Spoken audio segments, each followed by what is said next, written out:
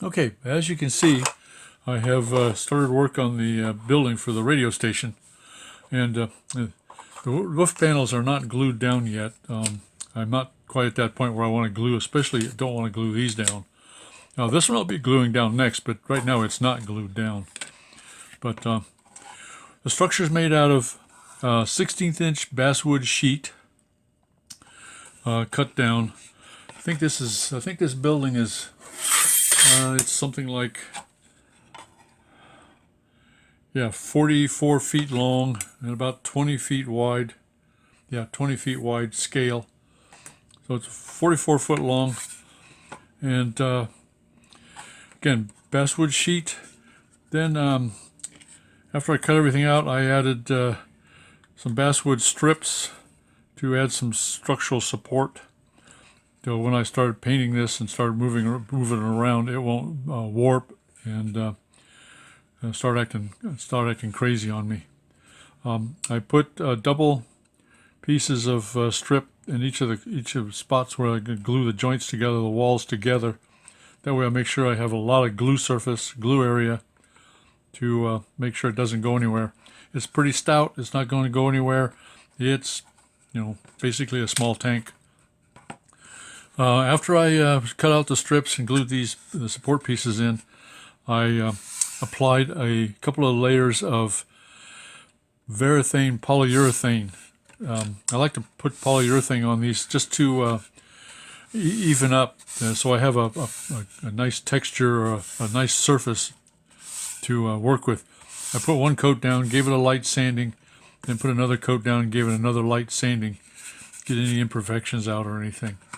So it's all, polyurethaned. Then I blacked out the interior. I like to black out the interior just in case I want to add lights.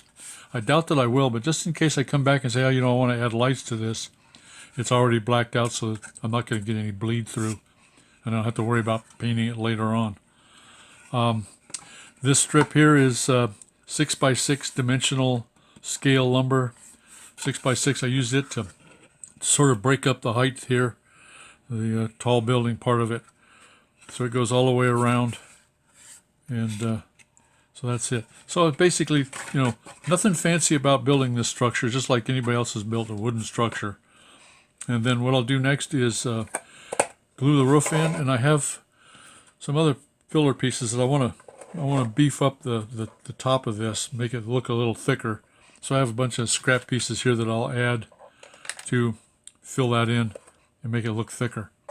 Oh, the other thing too is the windows. I'm using Tichy Train's 4-pane glass windows on this side and on the front of the building. So these 3 windows, this window. On the side of the building that faces the tracks, there are no windows. I figure they probably wouldn't want windows there with the railroad sounds coming through. And besides, it's going to be on the side of the building that you'll never see. So I wasn't going to bother wasting my time doing that.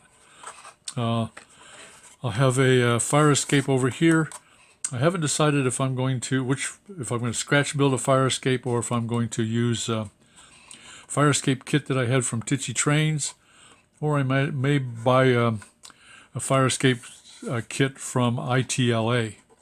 Now I will be buying the antenna, the radio antenna from ITLA. I've decided to do that. That's why I went with the flat roof here.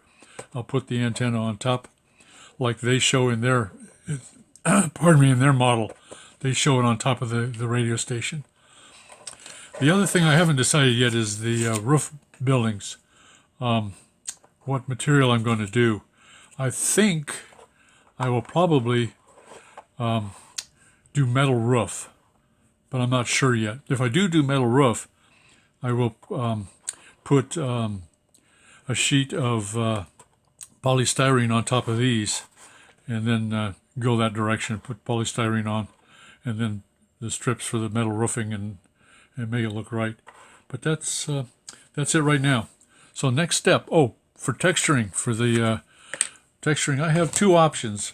I can go with this golden fine pumice gel, and I recently Tom Placer on his N scale layout, he used this for his road and sidewalk texturing. And it turned out really nice. It looks really good on his layout. But it's awfully fine. Like it says, it's fine. So I'm not sure if I'll go with that direction, or I have some of this, and it's a modeling paste from TriArt. And I've used this stuff before as kind of a filler, filling in gaps and filling in imperfections and stuff. And it's easy to work with. And so I did do a test thing, and it's kind of hard to see because it's white. But I would coat this, put this on, and then I would use a sponge and dab it a little bit. And it's got kind of a pretty good, texture to it and stuff. It might look like it might look pretty good. So I may try that. I'll do one side at a time, and then get that and see how that works. So I may go with this stuff here. All right, so let me move on with my work, and I'll come back after I've done some more work and show you what I've got for progress. Okay, so while I'm playing around with the texture on the radio station building, I thought I'd stop and talk about this, the locomotive that I was working on also. I've done a little bit more work, as you can see. I've added some detail stuff. Now, since this is white and it can be kind of hard to see a lot of it, but I've added some panels and door handles, more detail stuff, and a panel on the top, exhaust, and yeah, a little bit more work on it. And it doesn't look bad. It's the the strapping on the tank, and the same on the other side. It's exactly the same. See how well that picks up? Yeah, you can see that fairly well. But there is still one thing I'm not happy about, and that's the cab. Let me talk about that for a second. It's I've gone through and did research on the internet, and there are some pictures of larger diesel locomotives on narrow gauge railroads. So I'm not too worried about any longer. I'm not worried about it any longer thinking that this guy's just too big. It is big, but it's okay. But what bothers me the most is the cab. I think this space in here is kind of a wasted space. I don't like the detail I put on the door here. I don't like that at all. And this is probably a little bit of a wasted space here too. And I probably could make this window just a little bit shorter, not come down so far. Maybe it's that big a window. Not sure, but something I'm toying with. Plus, I think the cab itself is a little too tall. I'm going to lower it down, probably an eighth of an inch thereabouts, maybe a little bit shorter window, because it just looks a little too tall, and I'm not sure about that. So it doesn't take much to make the whole new cab, but I'll try that. One of the other things too is that I have a devil of a time putting the glazing in, the glass part of the thing in. So one of the things I did this time was I made the glass part of the roof assembly, and it's just 10/1000ths styrene with probably 1/8 inch pieces to give some rigidity so the roof doesn't buckle in.